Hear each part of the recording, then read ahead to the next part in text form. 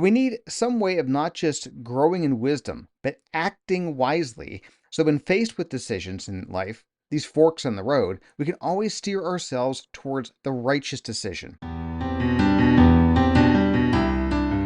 This is Mike from Catholic Treehouse, and I'd like to welcome you to the Saint in Progress podcast, your source for inspiration, information, and directions for your soul's journey back home to the Father's house.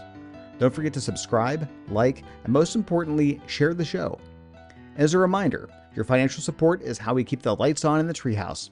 You can support us by buying a book or rosary from our store, or by becoming a paid subscriber on Substack. You can find more information on all these things at saintinprogress.com or catholictreehouse.com. Let's get started. Hello, fellow Saints in Progress. Welcome to episode 7 of the Saint in Progress podcast.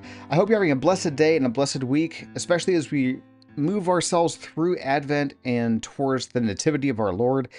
This past week has been a really interesting week when you look at the saints and the feast days and everything with the Immaculate Conception and Our Lady of Guadalupe and stuff like that. There's a theme of light and dark going on and moving from darkness into light that happens in the feast days and everything that we see in the church.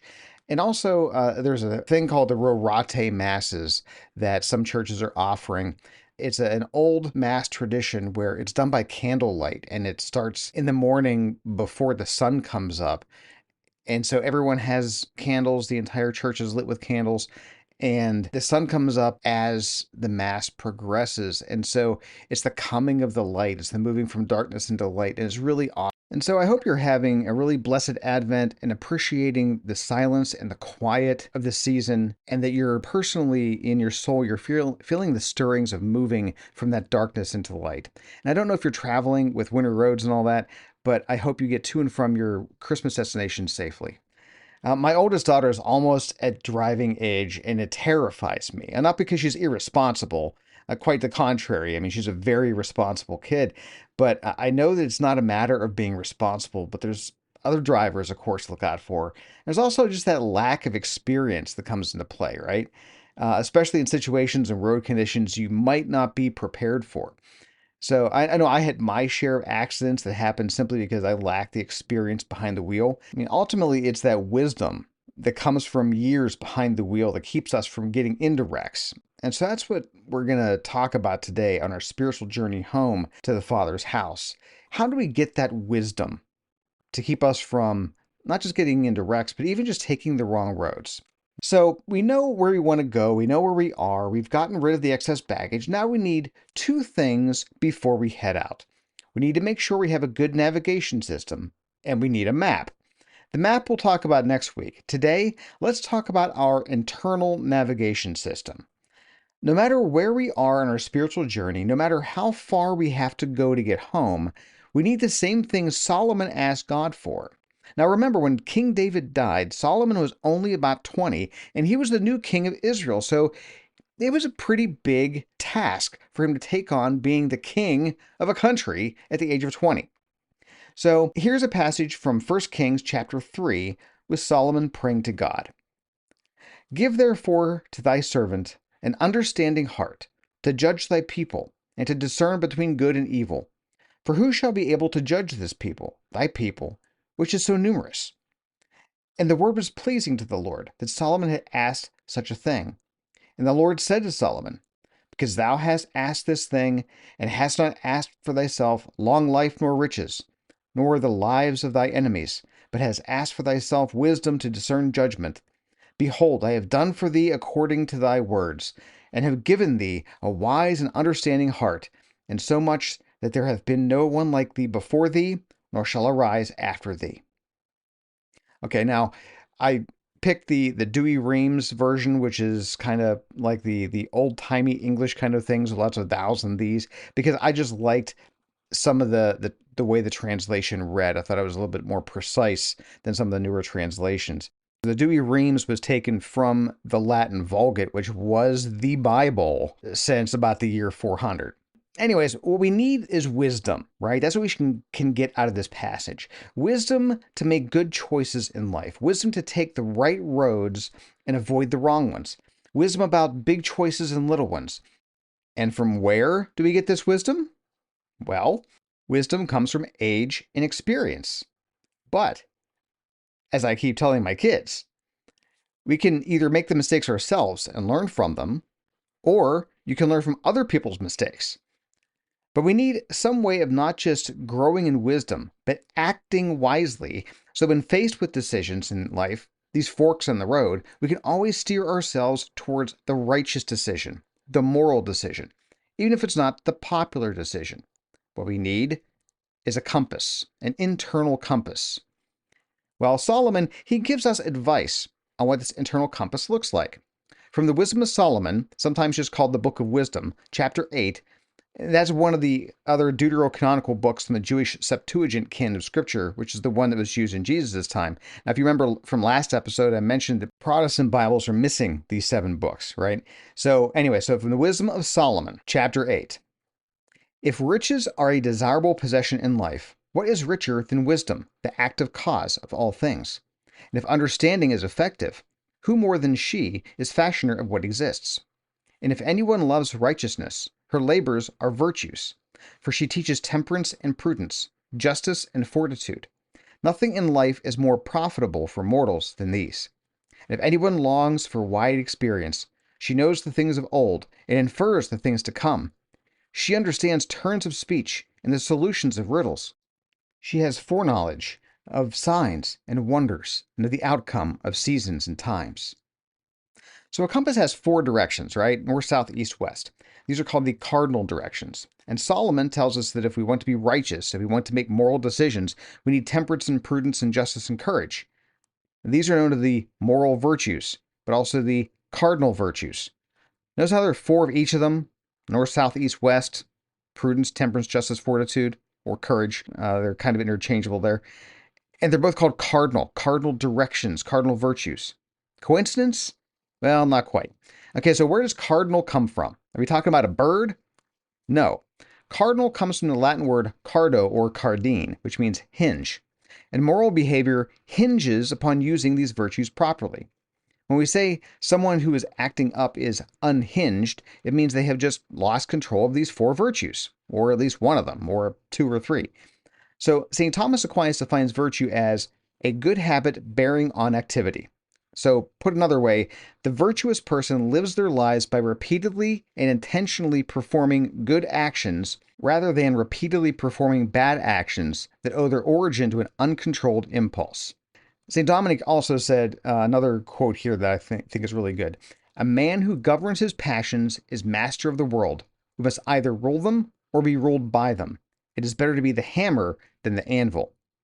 And St. Ignatius of Loyola said, to conquer himself is the greatest victory that man can gain. So for each of us to reach our true end, for each of us to get home to the Father's house, we must strive to control our impulses. And a life of virtue is the means of doing that. So let's briefly talk about each one. Prudence is soundness of judgment. It enables us to think and act in the correct way in any situation. When it's properly formed, it directs all of our thoughts toward God. Justice is giving to each what they are owed out of fairness. Again, properly formed, it makes us fully accept and carry out God's will. Temperance is the ability to moderate what is used or consumed and control of our action and speech. And when temperance is properly formed, we abstain from excesses that our body or emotions might crave. And fortitude is the strength to endure being uncomfortable and suffer for doing what is right and good. Properly formed, fortitude prevents us from fearing the unknown, and in particular, fortitude prevents us from fearing death. That's why it's also sometimes called courage. So now I'm Mr. Analogy, in case you haven't figured that out by now. So let's use one here to explain how virtues work.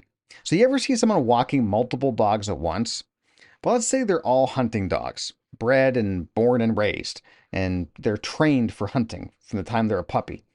Well, as part of their breed, they instinctively search out a game animal. And as part of their training, they know that finding an animal gets them a reward, like a treat or something, whatever makes them happy. So when one of them picks up a scent, it has an urge, an impulse to follow that scent. Now, if it's a strong scent, maybe 2 or 3 of the dogs will begin to pull towards the impulse at the same time. Now, if these dogs are on a leash and they've been trained well, A single command from their owner will cause the obedient dogs to break off the scent, even though their instincts are to follow it. So, virtues are those leashes. And the virtue of prudence is the holder of the leashes, the director of the virtues, which governs our behavior. So when our virtues are properly developed, they all work together as a team. When properly developed, the leashes of virtue all cause the dogs of impulse to be obedient. So when we're baptized, we receive all the virtues, and these are called infused virtues. Now, the theological virtues of faith, hope, and charity, those have God as their end, and we only receive these at baptism. The cardinal virtues, prudence, justice, temperance, and fortitude, we get those too, but you don't have to be baptized to get them or to grow in them. Okay, so let me talk about this for a second. Those cardinal virtues, they can be acquired by people who are not baptized. For example, take the businessman who is incredibly prudent in his decision making, who has incredible temperance in his behavior and never loses his cool. And he is just and fair in how he treats all of his employees. The CEO who has the fortitude to make the right decisions, even and especially in difficult circumstances. But none of those things means he believes in God. Let's talk about another example here. Let's pick just one of those four virtues to focus in on. Let's take a guy who pays his car loan to prevent the repossession of the car. He's making the payment in full and on time. Well, that's an act of justice. The bank needs their money on the 15th, so he makes his payment, and he's growing in justice. But he's paying it out of fear of punishment instead of paying it to honor the terms of the loan contract. If there were no punishment, he probably wouldn't make the payment. These people can be atheists and still be masters of moral decision making. So it's entirely possible to acquire a good handle of exercising virtue, but for purely selfish reasons. This is called false virtue because it's done for selfish reasons. So taking the person with the car loan, if he pays it to honor the terms of the contract, that builds the true virtue of justice. Now, these moral virtues are cardinal virtues. I like cardinal virtues better because it reminds me of a compass. And a compass is how we find our way, right? Well, when we're baptized, we're infused with all these virtues, but they're just seeds. We have to nurture them and guide them and grow them. So you see, these infused virtues know where they came from. They know they came from God. They know they can be moved and elevated toward God, but they don't know how. So through our actions, and by taking time to think through decisions, we can train and guide them toward their higher purpose, which ultimately is to guide us home to the Father's house. Now, we can't make a checklist to follow to become more virtuous. I mean, there's lots of people who have tried and lots of approaches, but ultimately a checklist does not, in and of itself, make anyone more virtuous. Following a list out of obligation isn't a matter of doing something because you know it's good for you. The kid who only eats their vegetables because they know they get dessert is eating the vegetables for the dessert. Kind of like the kid who eats their broccoli only because their parents told them to. They're not eating the broccoli because they know it's good for them.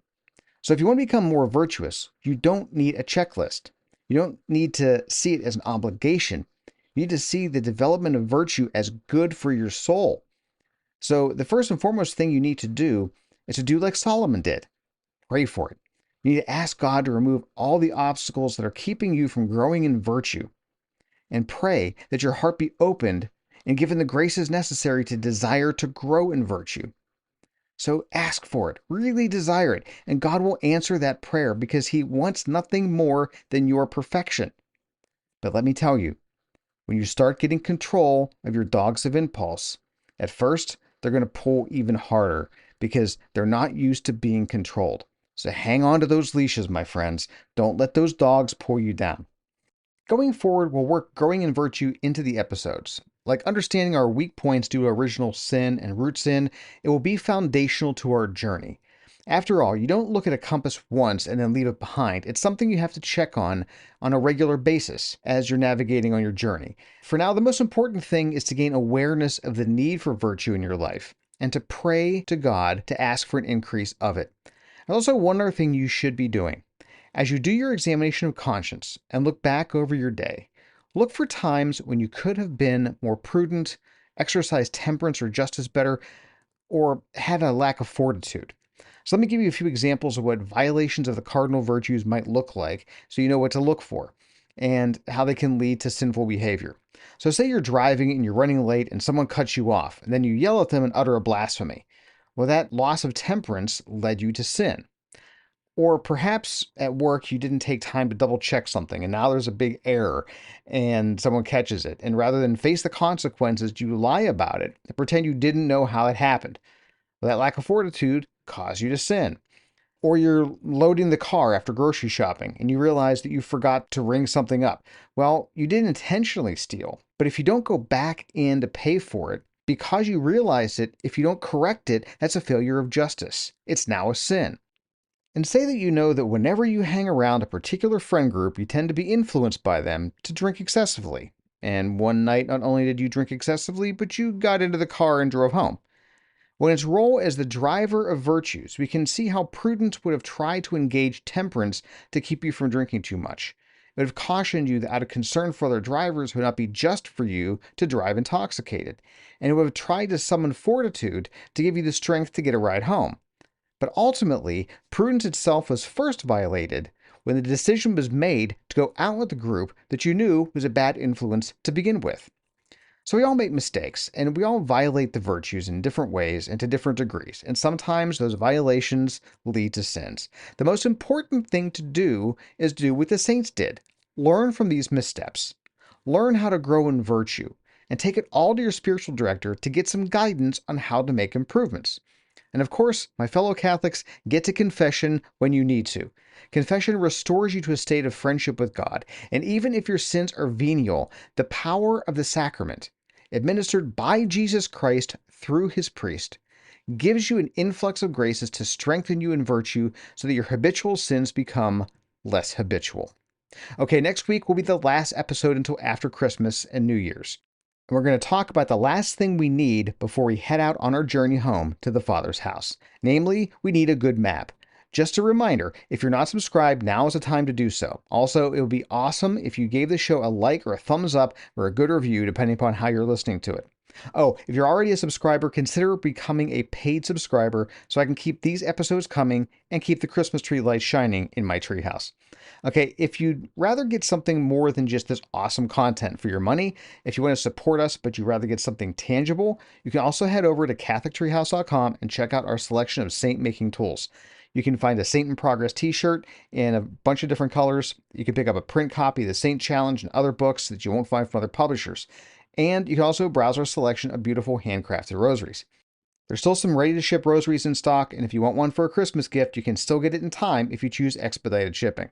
Also, be sure to tell your friends and family about the show. Remember, they are Saints in Progress too, so invite them to journey with you. So thanks for listening, everybody. I hope you have a blessed week. And as always, remember, you are a saint in progress, so go out there and be a saint.